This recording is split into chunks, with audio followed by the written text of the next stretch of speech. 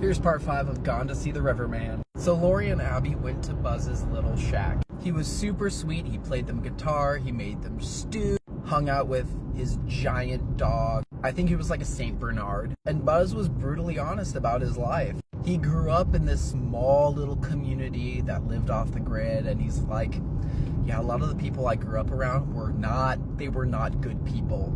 A lot of illicit substances. People out here sold their souls to the devil. I mean, I was a born and raised woods folk until I went out into the city, got a little job, met a nice girl named Hattie. We settled down in the small town out there, had a bunch of kids. My kids are all grown up and moved out of home now. My dear Hattie died of old age, and now I'm 70 years old and moved back to the woods. And I'm living the rest of my life waiting to see Hattie again. It's not very often I see people wandering in here. I mean, rare, in fact. So Lori had asked Buzz what he knew about the Riverman. Buzz got quiet and he grew skeptical. Girl, why do you care so much about the Riverman? Why are you going to see the Riverman? First off, he's a bad man. People out here sell their souls to the devil. And if they can't get in contact with the devil, they find a trinket to trade to the Riverman. Except the Riverman only accepts trinkets or gifts. They have to obtain this thing in a really weird, strange way. Lori, you seem like a smart girl, and if you were smart enough, you would avoid him. Who sent you to go to the Riverman? And Lori was like, oh, well, a friend of mine. Well, that friend does not have your best interest in mind. Who's your friend? His name is Eddie. Buzz looked at Lori in such a way where he felt like he knew who this person was. Lori couldn't lie to Buzz, and she came clean. His name is Edmund Cox. Oh, hell no. I know exactly who that man is. He lived down the road from me. Do you know what he did to women? Do you know what he did? Why are you friends with Edmund? What business do you have being friends with Edmund? Lori was honest, and she's like, listen, I wouldn't even call him a friend. It was just a favor. It's a long story, but trust me, we're not really friends per se. It's just a mission I'm supposed to be doing for him. And Buzz told her, like, all right, fine. Tomorrow in the morning, I trust you enough. I have a little boat. We can row up and down the river, and I can show you around. I don't know exactly where the Riverman is, but I know the general direction of his little homestead. I don't want to go there. I have no business seeing the Riverman. You're going to have to do this alone. And now we get a flashback. And from now on, the story gets really, really dark.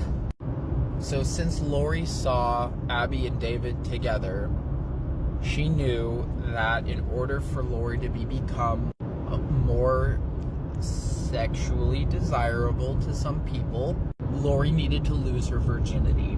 So the next scene's coming up. I'm going to skimp over real quick, but the description is Lori snuck into Pete's room one night and abused him without his consent, and he's 10 years old, mind you. Pete did not want this to happen at all. This was his sister, someone he trusted, and she forced herself on him. It was 2 a.m. Abby had just come home from a party, super hungover. She went to go get some water, and she heard some noises coming from Pete's room. She opened the door. She saw Lori on top of Pete, abusing him. Abby was in so much shock, she snuck back out of the room and didn't say anything. And at this point, the harboring of hatred towards Lori had begun, but Abby didn't tell their parents. She knew she had to keep quiet about this. So now it's present time. Buzz was taking them in the little boat, going up and down the river, pointing out different little homesteads of each person that lived in the area. The first house, or little shack he pointed out, was the home of the Reverend. The Reverend was the man who was humming to himself and whistling at the very beginning of the trailhead when Lori and Abby started their hike. The story of the Reverend was he was a pastor of a local church, but I think he snapped and he kind of went down a schizo mental breakdown. He impregnated a 14-year-old girl who belonged to the church. She died giving birth to twins, and the man decided that it was Satan who took hold of his kids and he needed to go and baptize them in the river. The man was not sane enough to realize how long he was keeping his newborn baby twins under the water, and he drowned both of his kids. So ever since then, the Reverend walks up and down the mile-long trail, humming to himself and talking nonsense about his old sermons. He hasn't been quite the same since his first breakdown.